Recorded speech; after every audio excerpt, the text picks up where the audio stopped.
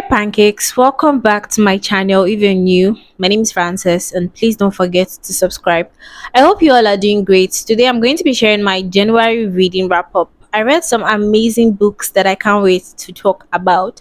So grab your tea, coffee or wine, sit back and let's dive into the video.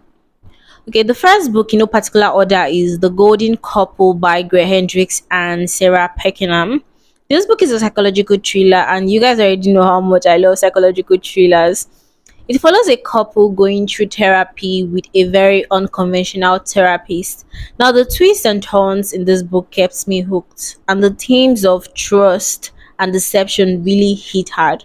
I gave this book a solid 4 stars because I enjoyed it, but it felt a little bit predictable in some parts, but it was worth reading. The next book is The Idiots by Fyodor Dostoevsky. This is a Russian literature. This one is deep and philosophical, focusing on Prince Mishkin, a man who is so kind and honest to a fault. The book challenged me to think about human nature and morality. It wasn't an easy read, to be honest. It's one of those books that makes you feel grown and mature by the time you're done reading. I rated it 5 stars because God English. Cause it's a classic for a reason. The next book is The Trial by Franz Kafka. You guys already know I would love this one. I mean, it's Kafka. It left me feeling uneasy in a very good way. The story is about a man arrested and prosecuted by an unknown authority for an unspecified crime, and it's both absurd and thought provoking. It made me think about justice and power structure. I gave this book 5 stars because I loved it. Moving on to Daughters Who Walk This Path by Gejide Kilanko. This book struck a deep chord in me. It tells the story of a young girl navigating life's challenges in Ibadan, touching on sensitive issues like sexual assault and family dynamics. The storytelling was really vivid and relatable that I felt every moment. This book deserves 4 stars because it's powerful and it left me wanting more resolution. The next book is The Joys of Motherhood by Buchi Emecheta. This book is a masterpiece of African literature. I remember reading it back then in secondary school, and then I decided to read it again. It portrays the struggles of a woman balancing tradition and modernity in Nigeria. The themes of motherhood, sacrifice, and societal expectation really resonated with me deeply. It's no surprise that I gave this book 5 stars. It's a must read. Moving on to The Death of Vivek Oji by Akweke Emezi. This book is as heartbreaking as it's beautiful. Akweke's writing is lyrical and the story tackles identity, family, and grief.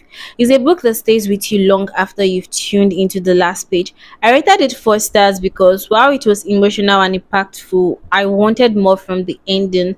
The plot twist didn't make sense to me. Next is A Rose for Emily by William Faulkner. This is actually a short story. It's a Southern Gothic tale about love, loss, and decay. Don't know if that's the right word. Anyways, the imagery was stunning and the book had a chilling twist at the end. It's a quick but unforgettable read, and I rated it 5 stars, obviously. The next book is The Three of Us by Ore Agbanje Williams. I didn't enjoy this book at all. It didn't make sense to me. It was told from the perspective of a wife, her husband, and her best friend. The only person's name we knew was the best friend, Tammy. I didn't enjoy the writing style. The story just didn't hit the mark for me, and I gave it 1 star. Finally,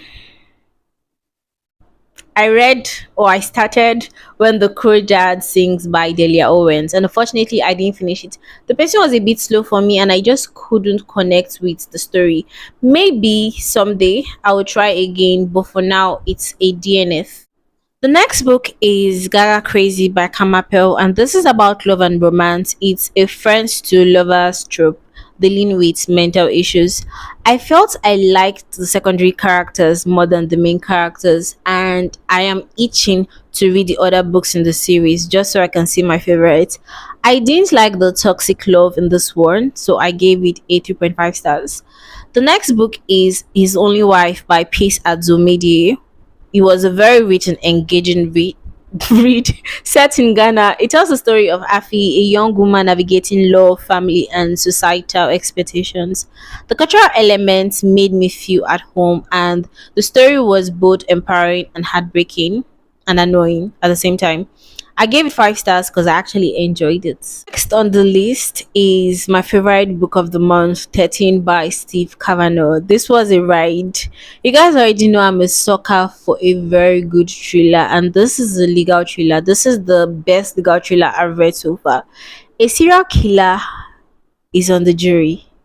This is a very genius concept. It kept me guessing until the very end, and how I would highly recommend it to anyone who loves thriller.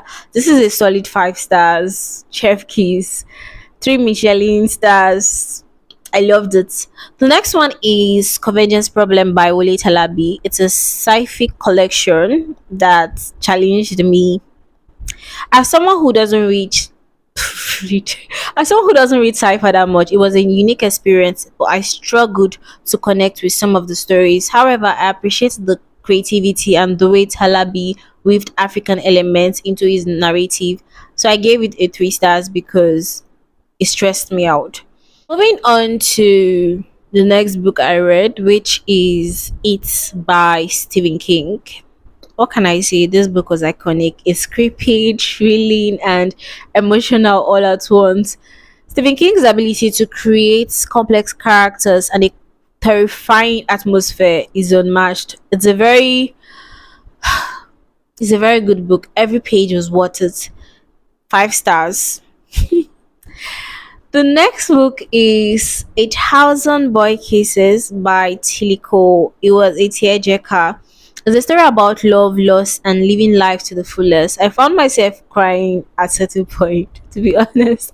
The emotions felt so real, but some parts were a bit too dramatic for me. I gave it 4 stars, I think. Yeah, 4 stars. It's perfect if you're in the mood for something emotional. And the last book I read, I managed to squeeze this in, was When I Was You by Ambagasa. It's a psychological thriller that kept me on the edge. It's about identity, obsession, and betrayal. While it was gripping, I felt the ending was a bit rushed and I wanted more depth from the characters. But, anyways, it was a good read. I gave it 4 stars.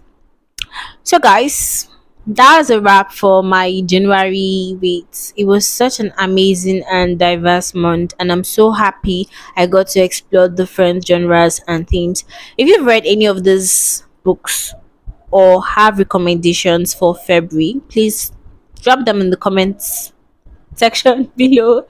Anyways, please don't forget to like, share, and subscribe. And if you enjoyed this video, I'll see you guys in my next video. Thank you so much for watching. Until then, stay safe and bye for now.